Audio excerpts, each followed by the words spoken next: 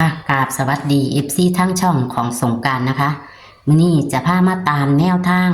ของพบประสงค์ออกน้ำต่ำเล่าวนะคะ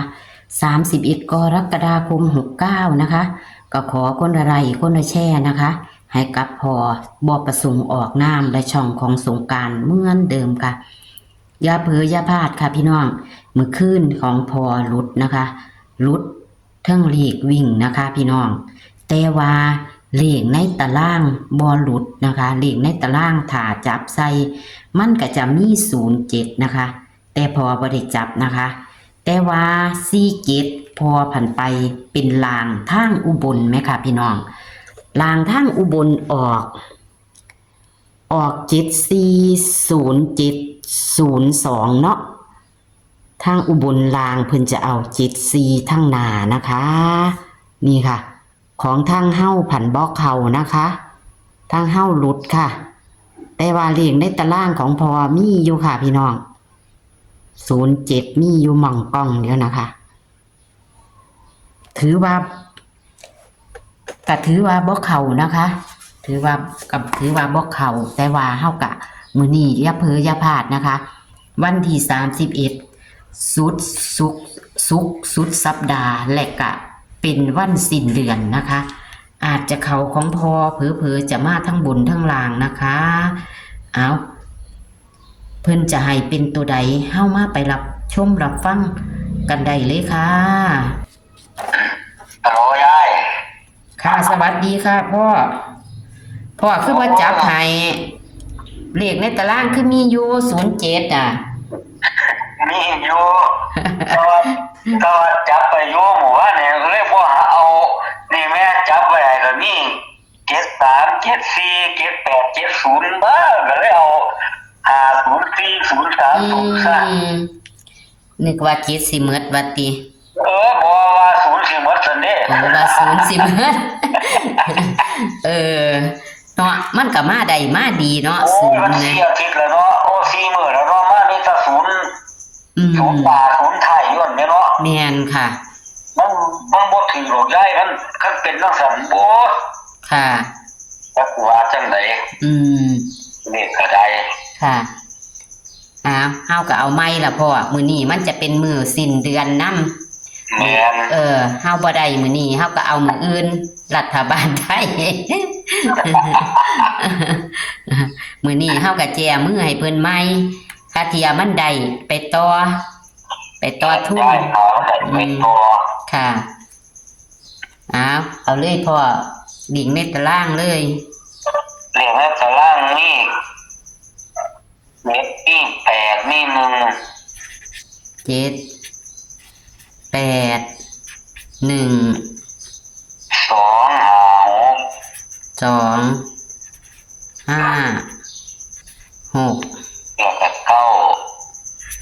9วิ่งค่ะวิ่งนั่น7กับ8ย้าย7กับ8ครับค่ะ7กับ8เน้น7เน้นมันก็ดาวตี7ก็มาดีค่ะจับคู่พอจับคู่71 72 71 72เ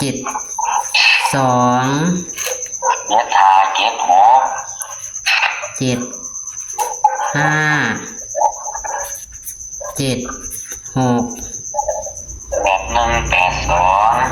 81 82วันนี้ก็84 85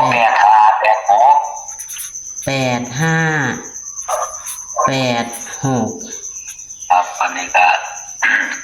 1516ครับอันนี้ครับ1 2 3 4 5 6 7 8 9 10วันนี้ก็9 5 9 2 9 5 9295ครับ ค่ะครบเมนบ่พ่อ แม่น 12ตัวนิ้น ตัวนิ่มเจ็ดสองเจ็ดห้า 72 75 แปดสองแปดห้า 82 85 หนึ่งห้าหนึ่งหก 1516ค่ะ ไม่ได้ ค่ะ มีกันเบิ้ลมีเลขดับก็พ่อ ดับเจ็ดสี่สี่เจ็ด ดับทุนล่าง 7 4 4 7 บนเจ็ดเจ็ดแปดแปด อืม8 เอาได้เขียน8แล้วเบิ้ล8 7 7 ครับ ค่ะ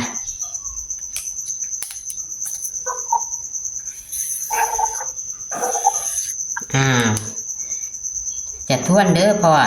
ครับ ตัววิ่ง7 กับ 8 รูดที่ 7 เนาะ ครับผม แล้วก็จับคู่71 72 75 76 81 82 85 86 15 16 92 95 เน้นที่72 75 82 85 15แล้วก็16เนาะพ่อ แม่น ค่ะเอาโชคมันพ่อบ่มีความฝันบ่พ่อมื้อนี้ แล้วเอากระสุนมันจิบกันทีเถอะ แม่นศูนย์ใดศูนย์ดีทั้งหน้าทั้งหลังล่ะลูก แม่นมันมาอันของเขาว่าแปดมันจะถึงทั้งอุบลหมดได้เจ็ดสี่ แม่นค่ะ อัน7447พอไปทางอุบลเลขในตารางก็มีอยู่7กับ0นั่น0กับ7น่ะ จังว่านั่นล่ะโอ้ยหามัน อยู่ในตารางมันยังอยู่ยังมีอยู่ มันน่าจะเอา07ไปไว้ข้างหน้าเอา47มาออกซะเนาะ ให้ถือกอยู่แต่ว่าอันไปเข้าทางอุบล โอ้ยลิโซเนฟซี่บ่ถึงจังเที่ยแล้วถ้าโตก็ว่ากินกันเลย ด้านนายเนาะ โอ้ยอาทิตย์หนึง4มื้อแล้ว เขา ตั้งแต่เริ่มต้นได้ตั้งแต่สุด เขาเห็นกิน หลังหลัง เขาเห็นกินคนเขาเห็นกินคนหลีคน อย่างนี้ก็น้อยหมดแล้วเนาะย้ายเนาะมันเป็นนักเรียนอาจารย์เลยกันน้อยเราผู้อาจารย์จริงๆกันเลยนะ ค่ะ โอ้ย เมียนอยู่ดอก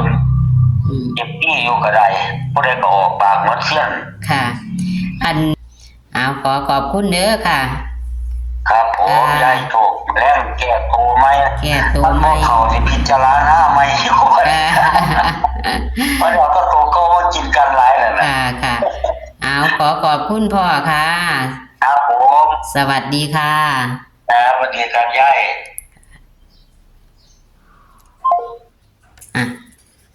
ตัวเลขแนวทางของพอกับในตารางขันพี่น้อง นั่นก็จับเอาเด้อค่ะบ่มักที่พอจับให้นะคะเลขพอกับหลุดมากหลายมือนะคะ แต่ว่าในตารางเพิ่นบ่ค่อยหลุดพี่น้องเลขวิ่งเพิ่นก็หลุดมื้อคืนแต่ว่า47เพิ่นเน้นต่ำไปออกลางทางอุบลนะคะ คือ74นะคะ พี่น้อง แต่ก็อย่าถิ่มอย่าป๋าพอเด้อค่ะเลขในตารางเพิ่นกับหม่องกล่องอยู่0กับ7ดึงลงมาใส่กันอยากจะเข้า07แต่พอเพิ่นจับให้บ่ถูกนะคะตี7ก็ไปออกทางอุบลค่ะพี่น้องเป็น74นะคะในพี่น้องบานใหญ่ละที่พี่น้องเต็มกระดาษแล้วพี่น้องเอ้ยย่ามเฮาเอาขึ้นให้เบิ่งจังซี่มันจะเบิ่งบ่หมดเด้อค่ะนี่ค่ะเดี๋ยวสิเอาขึ้นให้เบิ่งเทีละตอนนี่ค่ะเลขในตารางเด้อค่ะพี่น้องอย่าถิ่มอย่าป๋า31กรกฎาคมนี่ค่ะ